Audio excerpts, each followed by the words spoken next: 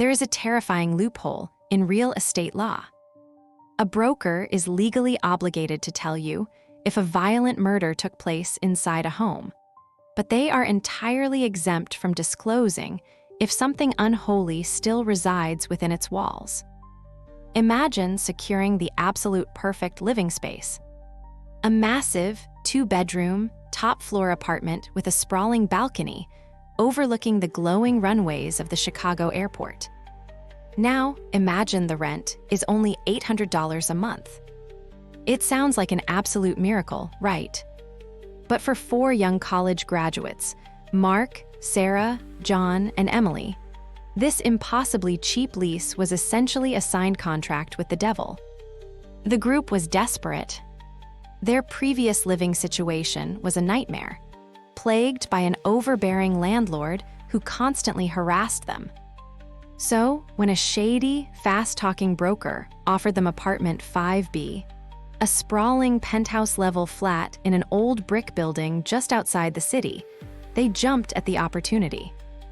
But the moment they stepped out of the rusted elevator on the 5th floor, the air felt wrong. It was thick, heavy, and suffocating, exactly like the strange atmospheric drop right before a violent tornado touches down. They walked into apartment 5B. It was beautiful, drenched in natural light. But right in the dead center of the living room floor, something was horribly out of place. It was a massive, perfectly symmetrical circle of melted black wax, scorched deep into the expensive hardwood. It looked exactly like the remnants of a dark, occult ritual. Mark awkwardly laughed it off, pulling out his pocket knife and trying to scrape the black residue away, but it was practically branded into the floorboards. That was not the only red flag. While looking out the window, Sarah realized the building was eerily silent. She asked the broker who their neighbors were. The broker refused to make eye contact, staring nervously at his shoes. He quietly admitted that no one lived on the 4th or 5th floors.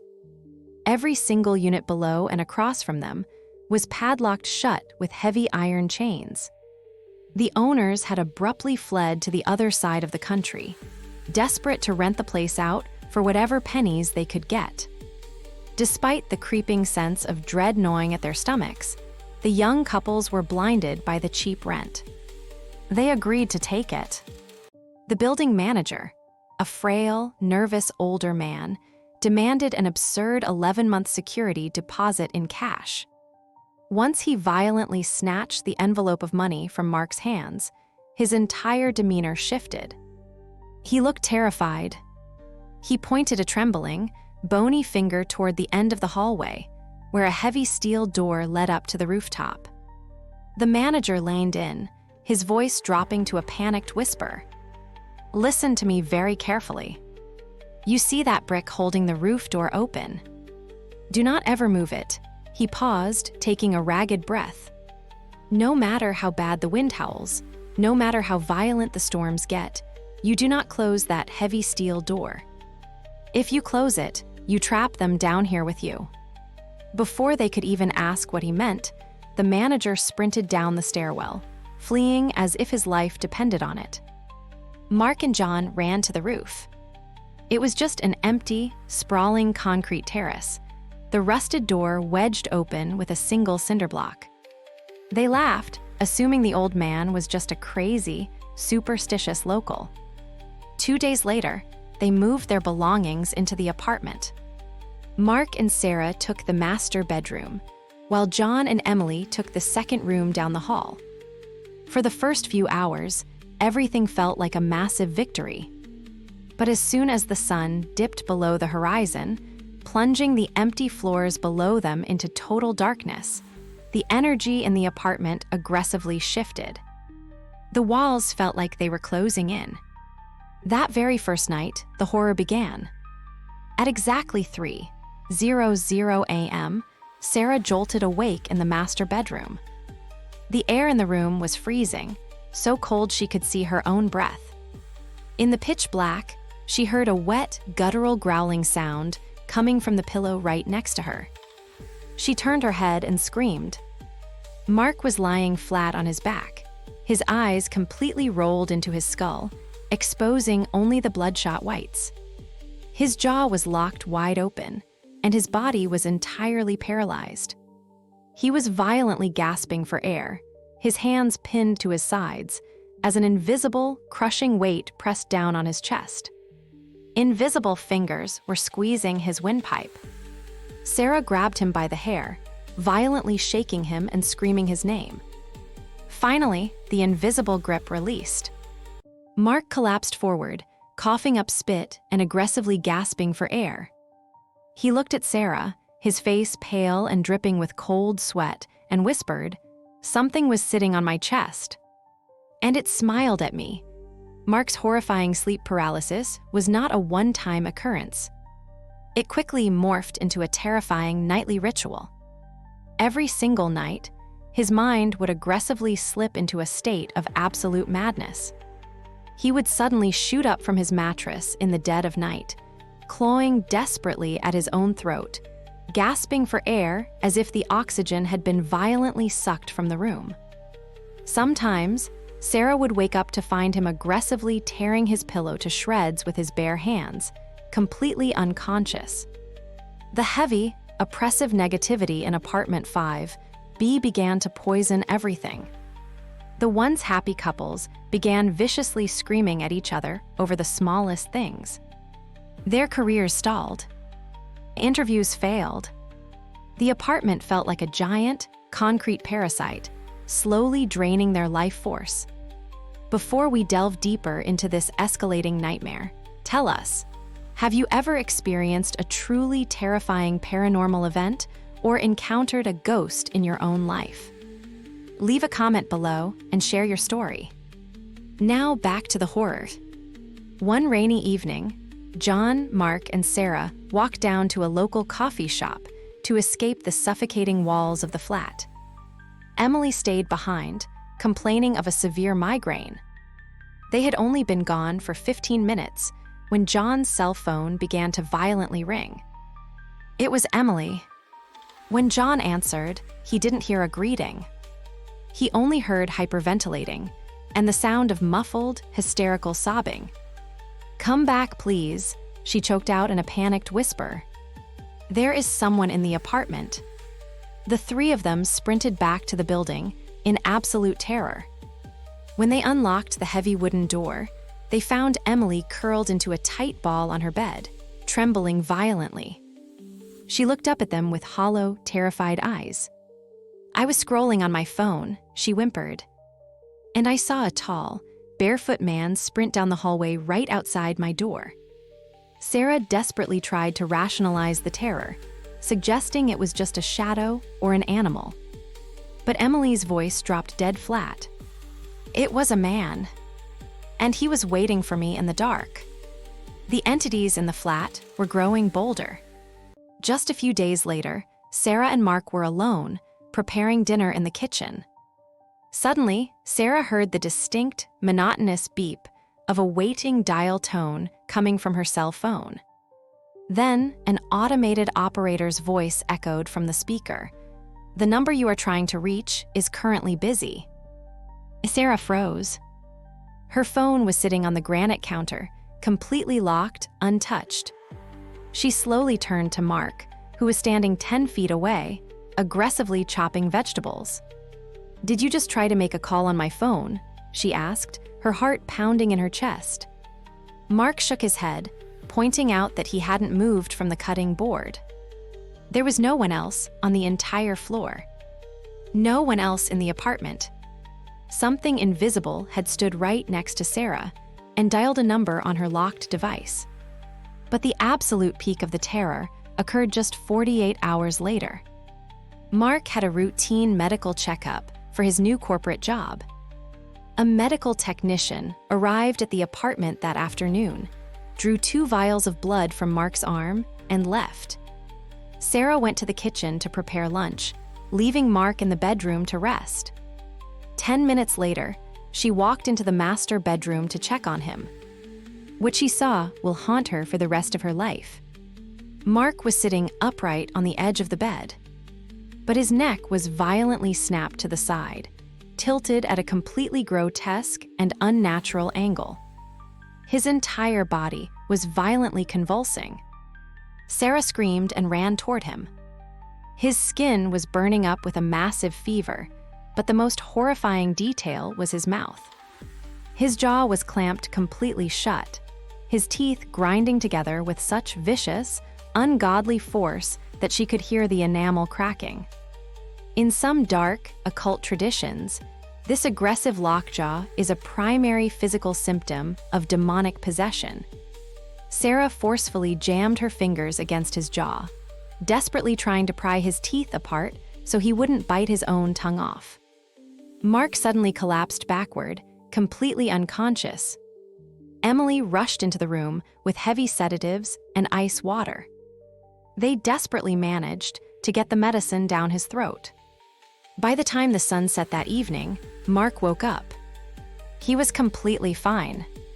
His fever was gone. His neck was straight.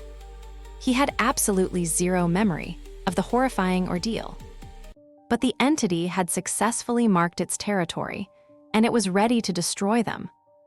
That very night, as the couples tried to sleep, the deafening crash of heavy iron pots and pans violently smashing against the kitchen walls echoed through the dark apartment. Appliances they had strictly unplugged, the microwave, the television, the induction stove, began turning themselves on. They were completely trapped in a haunted penthouse, tethered by an 11-month lease they couldn't afford to break. And the entity was just getting started. The nightmare in apartment 5B was rapidly accelerating from psychological torment to physical assault. A few nights later, the apartment was completely silent. John and Emily had already gone to sleep, their bedroom door firmly shut. It was 2:00 a.m. Mark and Sarah were awake in the master bedroom, binge-watching a movie. Feeling a sudden wave of hunger, they quietly slipped into the kitchen to prepare a quick bowl of instant noodles. After eating in silence, they returned to their bed, leaving their heavy wooden bedroom door just slightly cracked open. 10 minutes passed. The apartment was pitch black. Suddenly, a bizarre noise echoed from the center of the living room. It sounded exactly like a massive sheet of thick, industrial plastic, violently flapping in a hurricane-force wind. Smack, smack, smack. Mark and Sarah froze, the blood draining from their faces. The heavy, rhythmic slapping sound was slowly moving. It was dragging itself across the hardwood floor, creeping down the narrow hallway directly toward their bedroom. The sound stopped right outside their door. For 3 agonizing seconds, there was absolute dead silence. Then, the heavy wooden door slowly groaned wide open. In the pitch black, they could feel the distinct, freezing presence of someone stepping into their room. The floorboards violently creaked under a massive weight. And then, the door gently clicked shut. They were trapped in the dark with it. Sarah aggressively shot up in bed, her voice trembling as she began loudly reciting a prayer of protection. She screamed the words into the empty dark. The moment she finished, the suffocating pressure in the room instantly vanished. But neither of them slept a single second that night. The entity was no longer just making noise. It was boldly entering their private spaces. And the next afternoon, it proved it could physically grab them. Sarah was standing alone on the sprawling outdoor balcony, brushing her hair in the warm afternoon sun. She gathered a small clump of loose hair from her brush, rolled it into a ball, and casually tossed it over the metal railing.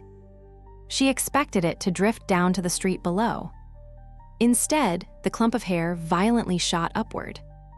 It defied gravity, suspended in midair, aggressively pushing toward the roof. Sarah gasped and turned to run back inside the apartment. But her body wouldn't move. An invisible, freezing hand violently gripped her throat.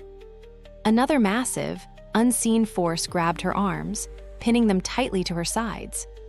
She tried to scream, but her vocal cords were completely paralyzed. She was locked in place, suffocating, staring helplessly at the sliding glass door. With the last ounce of oxygen in her lungs, she forced out a weak, pathetic whimper. John, who was sitting on the living room sofa, heard the faint gasp. He sprinted out to the balcony. The absolute second his foot crossed the threshold, the invisible grip on Sarah instantly released. The clump of hair, floating in the sky, violently plummeted to the ground. Sarah collapsed onto the concrete, gasping for air and violently sobbing. They were now completely convinced a highly aggressive, demonic force was hunting them. Desperate for answers, they began questioning the locals, but every single person refused to speak about the 5th floor. A week later, Mark's family arrived in the city for a brief visit. His mother, his heavily spiritual aunt, his teenage brother, and his younger cousin all squeezed into the haunted flat. The absolute second Mark's aunt stepped through the front door, she froze. Her face went completely pale. She refused to take her coat off. She looked at Mark and whispered, "Did you look into the history of this place? The energy in here. It feels like a graveyard." Mark nervously brushed it off, blaming the messy apartment for the bad vibes. But the truth was about to violently reveal itself. That afternoon, Mark's mother carried a basket of laundry up to the rooftop terrace. While pinning clothes to the line, she noticed a tired-looking woman watching her from the corner of the roof. Mark's mother smiled and introduced herself. The woman's eyes grew wide with terror. She slowly approached, her voice dropping to a panicked whisper. "Your son lives in 5B, she asked, trembling. "My husband and I. We lived in 5B 8 months ago." Mark's mother felt a cold chill run down her spine. The woman began aggressively crying. "The moment we moved in, the horror started," she confessed. The heavy pots violently smashing in the kitchen. The sound of dragging plastic. The locked doors opening on their own. She grabbed Mark's mother by the arm. Every night at exactly 3:30 a.m., the front doorbell would aggressively ring. But no one was ever there. The woman explained that the relentless demonic oppression drove her husband completely insane. He became a violent alcoholic, consumed by a terrifying rage. The melted wax circle in the living room. It was the remnant of a desperate, dark occult ritual her husband had performed, trying to banish the evil. But the ritual only made it angrier. The couple had practically begged the building manager on their hands and knees to transfer their lease, eventually escaping to a smaller unit on the 3rd floor. Mark's mother was completely paralyzed with fear, but she had absolutely no idea that downstairs in the living room, the entity had finally decided to show its physical face to the rest of the family. While Mark's mother was paralyzed with fear on the rooftop, a far more visceral horror was unfolding in the living room downstairs. Mark's teenage brother and his younger cousin were sitting on the floor, casually talking. From their angle, they had a clear, unobstructed view straight down the dark hallway.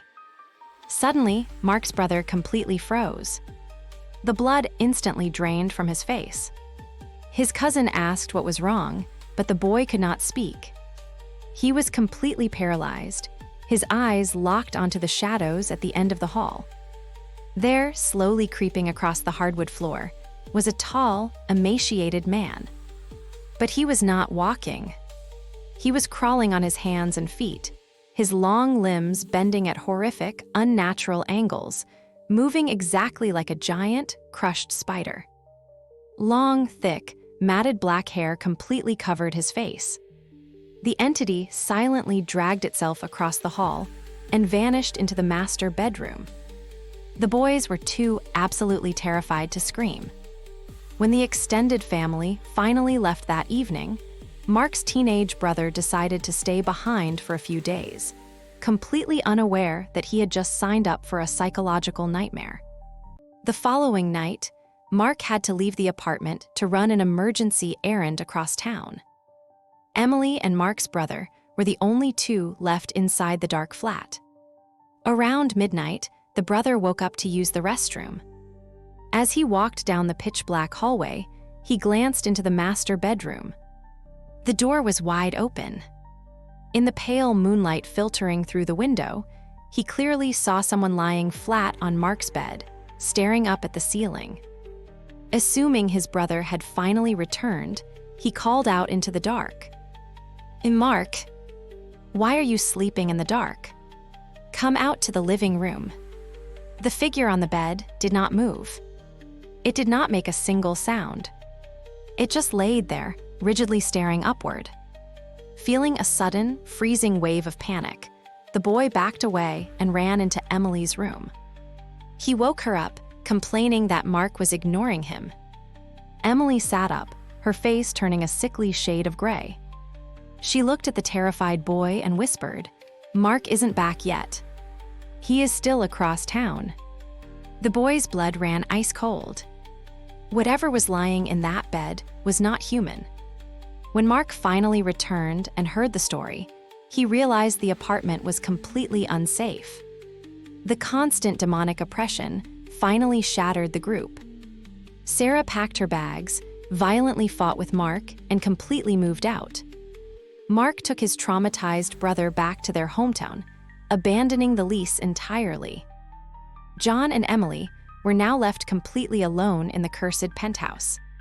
With the apartment practically empty, the dark entity aggressively focused all of its malicious energy squarely onto Emily. She spiraled into a deep, terrifying depression. John began aggressively verbally abusing her, seemingly infected by the same dark rage that had consumed the previous tenant. Desperate for comfort, Emily invited her best friend, Chloe, to move into the apartment for a few weeks. But Chloe's arrival did not bring peace. It triggered the most violent paranormal escalation yet. One evening, Emily was sitting on the rooftop terrace, violently crying after a massive fight with John. Suddenly, she felt the heavy, freezing presence of someone sitting on the concrete bench right next to her. Out of the corner of her eye, she saw a tall, shadowy figure with long black hair. A raspy, disembodied male voice whispered directly into her ear. "This is what happens when you love someone, isn't it? You have to give up your life." That is exactly what happened to me. Emily turned her head, but there was absolutely no one there. When she told Chloe about the ghost on the roof, Chloe became bizarrely obsessed. Instead of being terrified, Chloe began sneaking up to the roof alone, standing in the dark, whispering to the shadow man. A few days later, while sitting in the living room with Emily and John, Chloe suddenly sat straight up. Her eyes were completely blank. In a deep, unnatural, raspy voice that was definitely not her own, she demanded a cup of boiling tea. Terrified, Emily rushed to the kitchen, poured a steaming cup of boiling hot tea, and handed it to Chloe. Without breaking eye contact, Chloe chugged the violently boiling liquid in one single gulp. Her mouth and throat blistered, but she didn't even flinch. She just stared at Emily and slowly smiled a horrifying, unnatural smile. Chloe lay back on the bed, closed her eyes, and fell into a deep, silent sleep. When she woke up several hours later, she acted entirely normal. She had absolutely zero memory of demanding the boiling water or chugging it without flinching. That evening, Chloe casually offered to brush Emily's hair. As they sat in the bedroom, Emily glanced into the vanity mirror. Her heart instantly dropped into her stomach. Chloe had aggressively styled Emily's hair to look exactly like the matted, straggly mane of the terrifying shadow entity she had seen on the roof. Emily was too absolutely paralyzed with fear to say a single word. She just sat there, trembling in silence. Later that night, while preparing dinner in the kitchen, Emily and John suddenly realized the apartment was far too quiet. Chloe was missing. They frantically checked the bedrooms and the bathrooms, but she was nowhere to be found. Then, they noticed the heavy front door of the apartment was wide open. A freezing gust of wind blew down the hallway. John and Emily sprinted out of the flat and charged up the concrete stairs to the roof. There, silhouetted against the pitch-black sky, Chloe was standing on the absolute edge of the concrete ledge. Her toes were hovering over the drop. One more step, and she would plummet 5 stories to her gruesome death. John and Emily violently lunged forward, grabbing Chloe by the waist and yanking her backward onto the safety of the roof. As they desperately dragged her down the stairs, Chloe fought back. She hissed like a rabid animal, her eyes completely rolled back in her skull. As they passed a neighbor's door, Chloe violently spat onto a religious symbol painted on the wall. They finally managed to drag her back inside apartment 5B, locking the door behind them. But the absolute moment they let go of her arms, Chloe sprinted into the dark hallway. She slammed her face directly into the drywall. A smash. She pulled her head back and slammed it into the wall again. A smash. Over and over again, with sickening, ungodly force. Blood exploded from her forehead, violently dripping down her face and soaking her shirt as she began to laugh hysterically. John, completely paralyzed with utter terror, pulled out his phone and recorded the horrifying scene. He frantically sent the video to Mark, begging him to come back to the city and help them escape. Somehow, John and Emily managed to drag the bleeding, laughing Chloe out of the building. They drove her straight to a local spiritual shrine on the outskirts of the city. The head priest took one single look at Chloe's unnaturally wide eyes and the bloody gash on her forehead. He stepped back in horror. He turned to John and Emily with absolute authority and delivered a chilling ultimatum. "Take this girl home to her family immediately," he commanded. "Do not let her near that apartment ever again. And you too must vacate that building tonight. If you stay another week, one of you will end up in a body bag." That was the final, terrifying warning. When Mark received the horrifying video of the possessed girl smashing her own skull against the wall, he returned to the city just long enough to help John and Emily pack whatever bags they could carry. They completely abandoned the 11-month security deposit. They abandoned the massive, beautiful apartment. They fled for their lives. In the aftermath of the absolute nightmare, the psychological trauma completely fractured the group. The relentless demonic torment proved far too much for John and Emily's relationship, and they broke up shortly after moving out. However, distance from the cursed building eventually brought healing for others. Mark and Sarah managed to reconnect, slowly repairing the severe damage the entity had done to their minds, and they are now happily married. To this very day, no one knows the true origin of the dark, sprawling shadow that haunts the 5th floor of that building. No one knows whose tortured spirit crawled on its hands and knees down that hallway, or what pure evil was permanently summoned by the melted black wax in the living room. But one thing is absolutely certain.